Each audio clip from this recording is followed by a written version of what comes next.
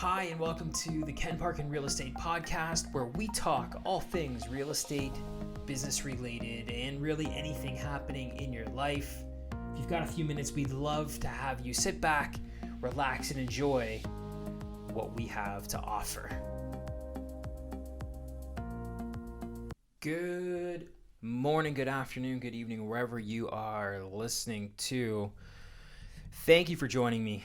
Want to say I appreciate the comments and the feedback. We're into episode number 3 of our podcast, and it's been fun. It's been a different experience, and I've truly enjoyed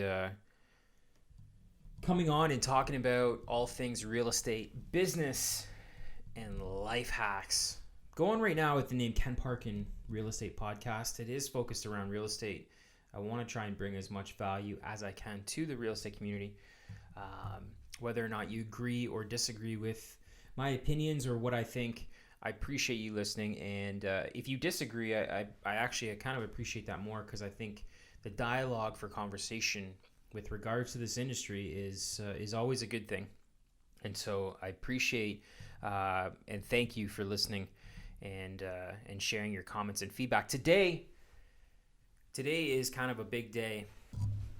It's Friday, and for us in the real estate and small business world, that doesn't really mean much, to be honest. It's just another day. We do work basically 7 days a week.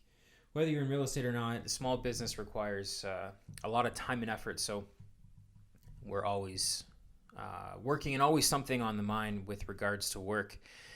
It's a big day because we're into November. 2 months left in 2018. Can you believe this month has it's literally flown by? It's absolutely crazy, and I can't believe that Christmas is like 2 months away. I think I saw a meme on Instagram saying, can you believe there's only like 7 Mondays left until Christmas, which I guess would be 7 weeks. That's crazy. 2018 has flown by. I hope it's been a good year for you. Today, I wanted to talk about something that has kind of been on the forefront of, our country, Canada. It's been on the forefront of the real estate industry, and there's been a ton of business created from it, and that's been the legalization of marijuana and all things associated with it. It's been a bit of a gray area for the last kind of year, as you know, we legally try to figure out how to make sense of it all. The federal government came in. I think it was part of their beginning of their mandate when they first got elected, to try and push through the legalization of marijuana, which, to be honest, I've been for it. I personally don't partake in it. I'm not against anybody that does, but as someone who kind of has a little bit more of an open mind towards remedies and things that can help you from a medical standpoint, I truly believe that it does play a role in that. And I really think if we have legal alcohol consumption, a natural plant being smoked or ingested, to me, with minor and ill effect or non-ill effect causes from consuming it, I don't see anything wrong with that. But I'm not against it if you're. I'm not opposed if you're against it. If you don't think it should be legal, I think that's a good topic for discussion. But I don't think there's anything to debate. You either for it or against it, and that's your choice. That's why we live in a democracy. But the reality is that it is legal, and so as of what are we at here? November 2nd today. It's been legalized as of October 17th, and we actually had at our office Paul Sylvia and Vince Rinaldi of Rinaldi and Sylvia LLPs, the two lawyers that are very experienced real estate lawyers. And they dropped in and tried to share some knowledge about the legalization, and it's been it's interesting to sort of read the recap and go over. I don't think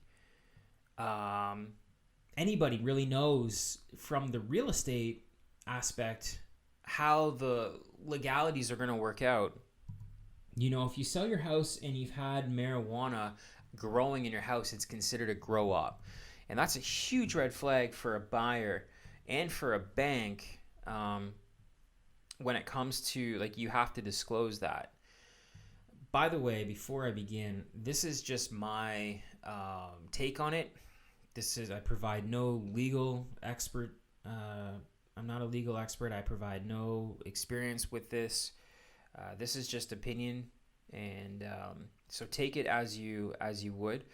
I'm more wanting to talk about this to create a discussion than provide any kind of advice or expertise. I'm learning along with every other person that is being exposed to the new law. So wanted to put that out there before I get too deep in this. But it's a very interesting time right now in the real estate world with regards to weed or to marijuana.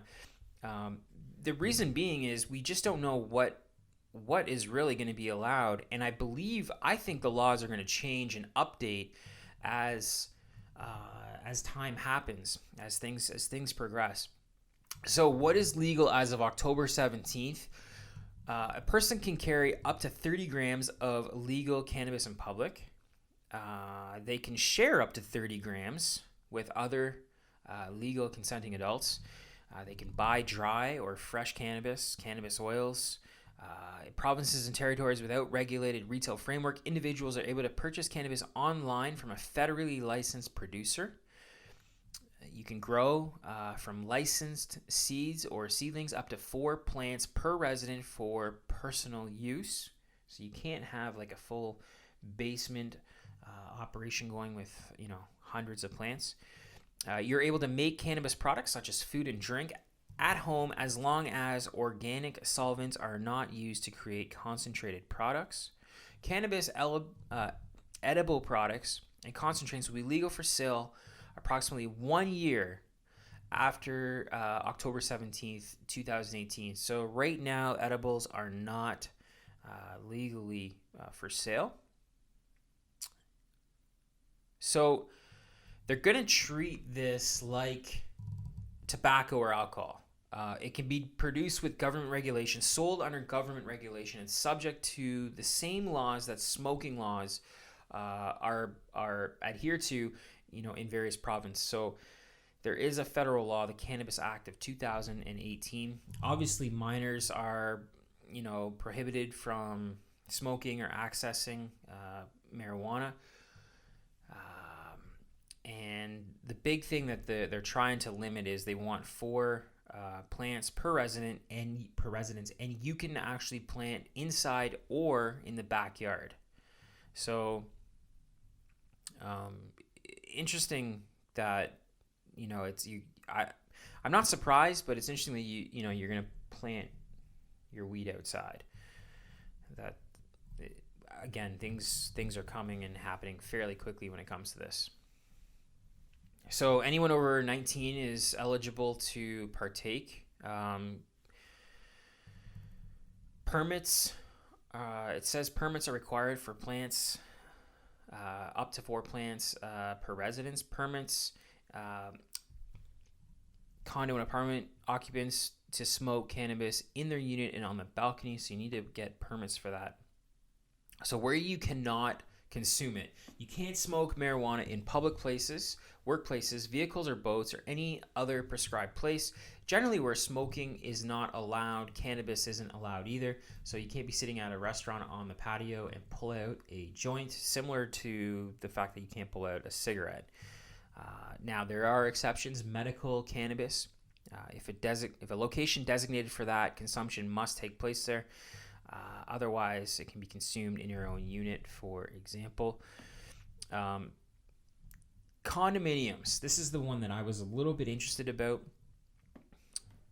In light of the new Cannabis Act, no pun intended, well, actually, probably pun intended, condominium boards can change their declaration to specifically prohibit in the building. It requires 80% of unit owners to approve. I'm assuming if most condo buildings call a vote, they're probably going to get that 80%. They can change the rules to prohibit. Only a majority of unit owners need to vote. They can adopt a wait-and-see approach and use the existing rules to address the concerns. The existing rules would be to obtain a permit. So the concerns for landlord and rental properties are if a tenant wants to grow their own 4 plants,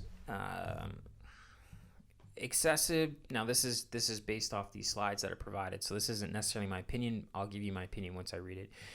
Excess humidity, mold, excess electricity consumption, if hydro is included in the rent, alterations to the electrical system, increasing a risk of fire, legitimate concerns for landlords and other tenants. Also, security issues if cannabis product is a unit known to third parties. Insurers may refuse to provide coverage, especially for grow ops, quote unquote, regardless of their size. And that's what we go back to. Grow ops being any plant that is considered marijuana is technically considered a grow op. So, there's some concerns if you're a landlord and you're renting out to a tenant and they start to grow marijuana. So as a landlord can include prohibition of cannabis cultivation and smoking in units. It is a matter of contract law. If the lease prohibits it, the tenant may argue that they have the right, but would have to try and argue that right in court in front of the Human Rights Tribunal. So really the landlord has a little bit of say here. He can or she can prohibit it, have it in the lease, which I would recommend if you are a landlord, have it in the lease, and I'll explain that in a little bit. Landlords have had some success under Section 64 of the Landlord-Tenant Act. Termination for cause, reasonable enjoyment. Question is it going to affect others in the building? Does the person's right to smoke cannabis trump someone else's right to enjoy their premise smoke-free?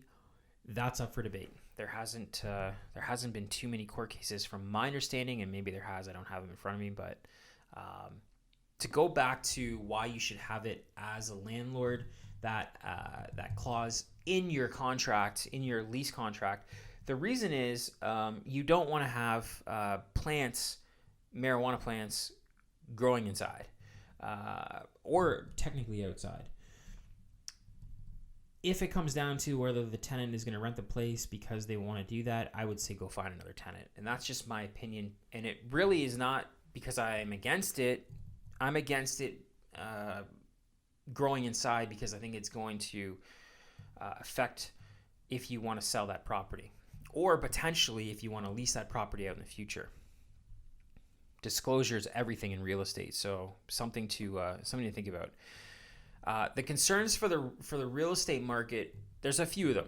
Growing plants in the house, obviously, they talk about humidity, damage to property, stigma, air quality. I don't think growing 4 plants is going to affect anything in the house when it comes to mold or electricity or things like that. I don't think you're going to be overloading your electrical system. Personally, I don't think that. The humidity, I think, again, is we probably create more humidity having a shower every day than the humidity that would be used or a burn off cause and effect from growing plants.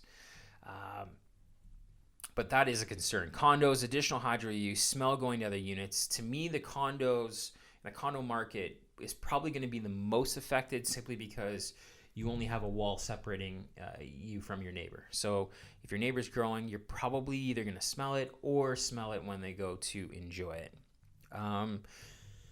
Still considered a grow up. So this will increase the number of grow ups. Disagreements if landlord is okay with smoking, but the condo board is not, and vice versa. So if the landlord doesn't want, you to smoke, but the condo board says it's okay, who's in the right? The landlord owns the unit. The condo board creates the rules. There's a little bit of potential issues there. Can the landlord ban tenants from growing plants in their investment property? Yes. The main reasoning would be hydro, would be damage, and also if it's a condo, others not being able to enjoy their units to their full enjoyment. So 2012, Colorado, Washington legalized recreational marijuana. 6 years later, data available to determine if it was a success or not, and depending on what you would determine success to be. So a new study reports the legalization of pot in Colorado produced an average of 6% increase in housing values. The availability of recreation... Let me go back and read that again. A new study reports the legalization of pot in Colorado produced, on average, a 6% increase in housing values. Okay.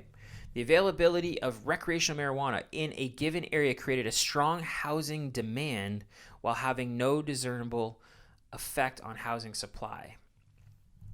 I'm very interested in that. Housing values experienced an immediate jump of 3% within 1 quarter after an adoption of retail marijuana laws. The effect is the largest in populous areas and strongest among properties in low and middle price tiers below $500,000. The reasoning is people are willing to pay more to live in places where retail marijuana sales are legal. As they note, the timing of the jump in home prices is coincident with legalization of retail marijuana. This suggests that there is a causal effect, and that was based off of a study from the University of Mississippi economist Cheng Cheng. I don't know if it's going to affect sales up or down. Clearly, we're not, marijuana driven in terms of real estate here in the local GTA, but I don't know. It's a very interesting time when it comes to this, because there's a lot of factors that are at play here with this, both from a positive and negative standpoint.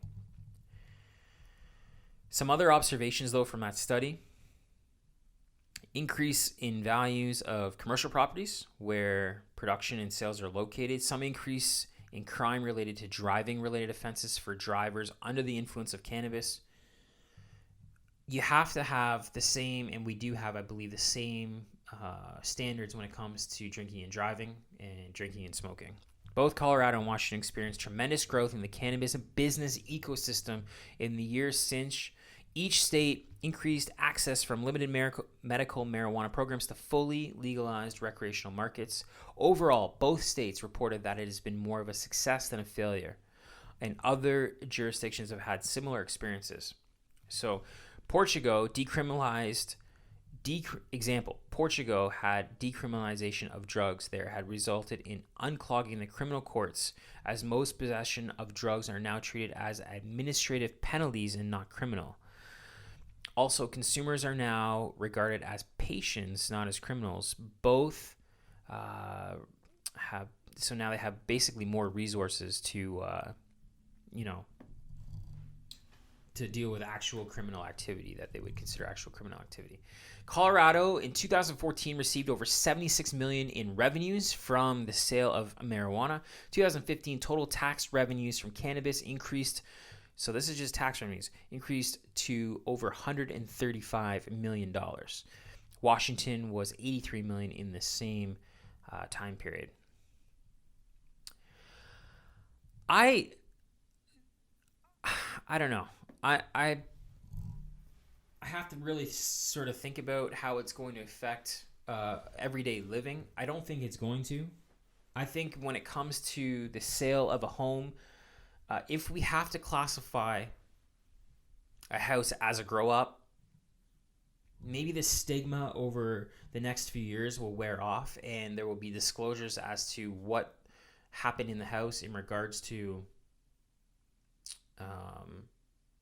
was it like personal use, 3 or 4 plants, or was it a full-blown quote-unquote grow-up, where the house was use to grow and distribute and sell marijuana? It's a very good question. And to me, that's probably the main question that I'm going to have when it comes to how this law and how we progress, with this. But I think as a society, as Canadians, we've kind of now come to the realization and acceptance of it. I think most of us have. And I think that similar to alcohol, it's going to have the same kind of stigma, good and bad. And I think if we can create, some rules that should be followed, I think declassifying, marijuana as any kind of criminal drug, you're criminal if you have it. I don't think so. And so I think that it's good that it has been decriminalized, to where it is today. And I'm not for having, let's just go out and start smoking marijuana in the streets, but I don't think that's going to happen.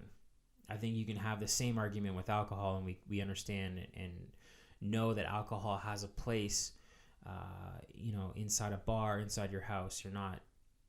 There's the odd person that maybe would, still drink and drive, but for the most part as a society, we realize that that's not good, that's not bad, and that we should, enjoy and consume where we do and not get behind the wheel, or boating or anything else that you can hurt yourself or hurt somebody else. So I feel marijuana is going down that same road. The other thing too is, as we become smarter as a society and understand that people are going to do this regardless of whether or not it's legal. And when I say people are going to do this, I don't mean like one or two people. I mean like thousands of people. There's a lot of people that I know that have consumed marijuana before it was legal. I didn't think anything of it. And I think the government realized this and went, okay, it's happening whether we like it or not. Let's make some money off it. And I am of the opinion that I'm fine with that. I don't have a problem. I think, the government can't really ever do anything, right? That's why we have major deficits and major, kind of issues both sides of the aisle when it comes to government. But at least if it's regulated and as a society we're benefiting from the tax dollars of the sales from it, I'm okay with it. I don't really see an issue with it. So what are your thoughts about marijuana being legal? Do you have any opinions or thoughts about real estate and marijuana? If you're a realtor listening, if you're a client who's considering growing some plants at your home and you're thinking potentially of selling in the next 2 or 3 years, is it the smartest idea to do so? I'm going to say no, but that's up to you to decide. And the laws, they look like they're changing, not daily, but fairly quickly as time progresses here. More in favor of it being a more open market for the consumption and use of marijuana. So I wouldn't recommend that you start growing plants now and want to sell in 6 months. It's probably not a good thing. There'd probably be a lot of explaining to do and trying to figure out how to navigate through waters that haven't really been navigated before.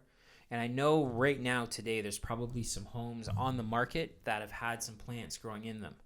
So it'll be interesting to get some feedback and some data with how those sales happen, how they ended up being classified to the insurance company, to the bank. But these are all things that you really have to take into consideration if you're planning on making a move in the next little while. I think if you're staying in your house for the next 10 years or 15 years and you feel the urge to grow a plant or two, I'm not here to advise you to do one thing or the other, but I'm going to guess the laws 10 years from now are probably going to be a little bit different and more open than they are today. So that's my take on the marijuana situation. I hope it's been somewhat insightful. No one knows what's going on. Like, to really recap, to sum it all up, no one has a clue as to what is happening with it, where it's going to go, with the exception that it's legal. So under the parameters that we talked about earlier. So that's it. If you have any questions or want to talk about it, please send me an email, sold@kenparkin.com. I would love to have a discussion with you about it. And if you have any like legal questions where you need like a lawyer, then I can definitely recommend one. Well, thank you guys for listening. I appreciate it. And I hope you guys have a great Friday. And we will be back to chat more in the coming days.